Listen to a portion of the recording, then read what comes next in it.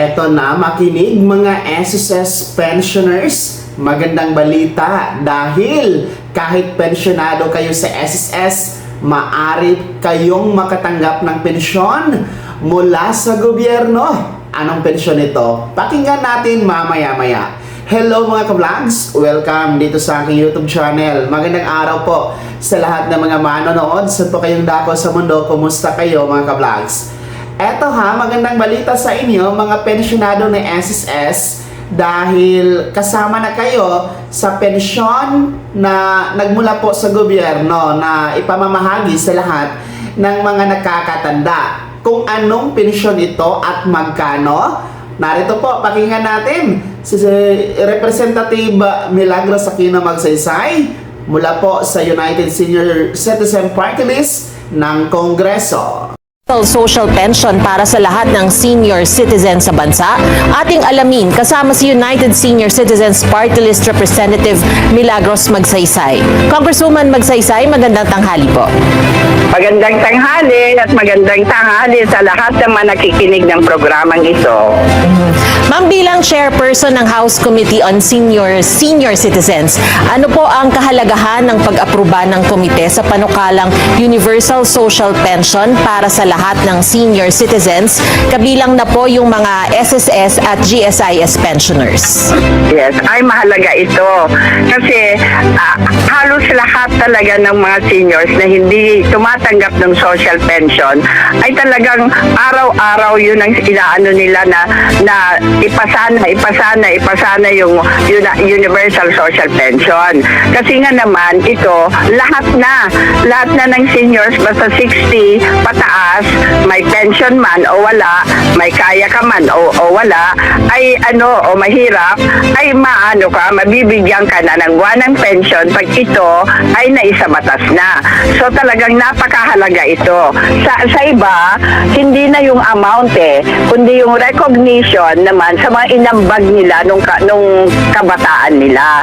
So ito talaga importante na maisabatas itong Universal Social Pension para sa lahat ng mga seniors, para naman po masaya ang mga seniors at talaga naman pong kailangan nila ito, lalong-lalo na ngayon at ang taas-taas po ng presyo. Ma'am, sa kasalukuyan pong batas, hindi sakop ng social pension ang maraming senior citizens na may SSS o GSIS pensions na po. So paano po gagawing patas nitong bagong panukala na mabigyan lahat ng senior citizens? Mag-register sila, no? Mag-register sila. Kung kaya nilang mag-register sa NCSC, sa Commission on Senior Citizen, mas mabuti para sila ay maibilang, no? Ngayon, kung hindi nila kayang mag-register kasi online ang registration ng NCSC, kaya lang may regional offices na ang NCSC. Pwede lang mag-register doon. Ngayon, kung hindi naman sila makaka-register doon sa OSCA office, mag-register sila para sa ganon ay maibilang sila na senior citizen para kung maaprobahan na itong Universal Social Pension at maisabatas na ito, automatic na makakatanggap sila. At yan po no, mga SSS pensioners, malinaw na kayo po, mga pensyonado ng SSS, GSIS, PVAW pension, ay kasama na kayo sa Universal Social Pension Bill kapag naging batas ito mga ka-vlogs. Well, ito po ay dagdag na din po sa inyong pensyon. Kahit pa paano, 1,000 piso ito, buwanan na pensyon mga ka-vlogs. So, ito po ay bilang pagkilala din po sa inyong kontribusyon nung kayo ay nagtatrabaho pa, 'di ba? Na dapat kayo talaga mapasama sa pensyon na nagmula sa gobyerno. Kasi sa kasalukuyan po, ninyo pong alam, meron tayong social pension na pinamumunuan po ng DSWD. Kaso nga lang, ang social pension ay tanging para lamang sa mga indigent senior citizens, mga mahihirap na senior citizens. Hindi po kasama talaga kayo, mga SSS, GSIS, and PVAW pensioners. So, kaya nga po, nagkaroon po ng revision, no, ng batas na yan.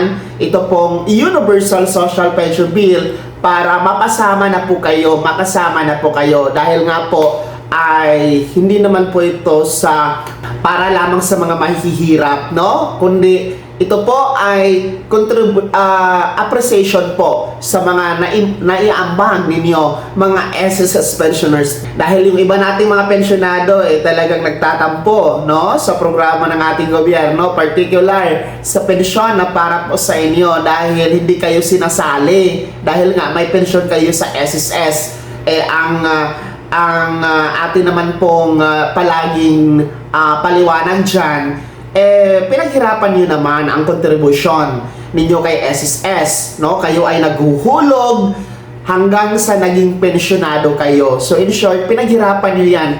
Deserve na deserve nyong matamasa ang pensyon ninyo kay SSS. Sa kabilang dako, deserve nyo din naman po na matamasa ang pensyon na nagmula sa gobyerno dahil mga taxpayers na din naman po kayo, no? Nagbabayad kayo ng buwis at malaki din po ang ambag ninyo sa ating ekonomiya, mga SSS, GSIS, and PVAW pensioners. Kaya nararapat lamang talaga na mapasama kayo sa Universal Social Pension. Well, ito pong pagkakataon na ito, nais ko lamang ipaabot sa inyo, mga SSS, GSIS, and PVAW pensioners. Magrehistro na kayo sa NCSC database, no, para kayo mapasama sa bilang. So ang website po ay ang www.ncsc.gov.ph. dahil sa ngayon meron na pong 8.9 million na nakarehistro dyan sa database mga kablog. So mag-register kayo kasi yan po ang sinasabi ng mga may akda, no, ng Universal Social Pension Bill na dapat mag-register dyan para mapasama sa bilang para pag magiging batas na ang Universal Social Pension Bill ay madali na lamang po kayong mapasama mga ka-vlogs. Okay? So magandang balita ito para sa inyo mga SSS pensioners. Hindi lamang SSS pension ang inyong makukuha, ay may paparating din po na Universal Social Pension. Kaya naman, mga SSS pensioners, kayo ba ay natutuwa dito sa balitang ito na sa wakas mapapasama na kayo sa pensyon mula sa gobyerno? Ibahagi niyo po yung comment at reaction sa balitang ito sa comment section na nasa baba. Kung bago ka pa lang sa aking channel o di ka pa nakasubscribe, i-click nyo muna natin subscribe button na nasa baba. Huwag kalimutan na pindutin ang notification bell, ilagay sa all para una kasi mga balitang i-upload ko. Maraming salamat po sa manunood. God bless, mag-ingat mga ka-vlogs.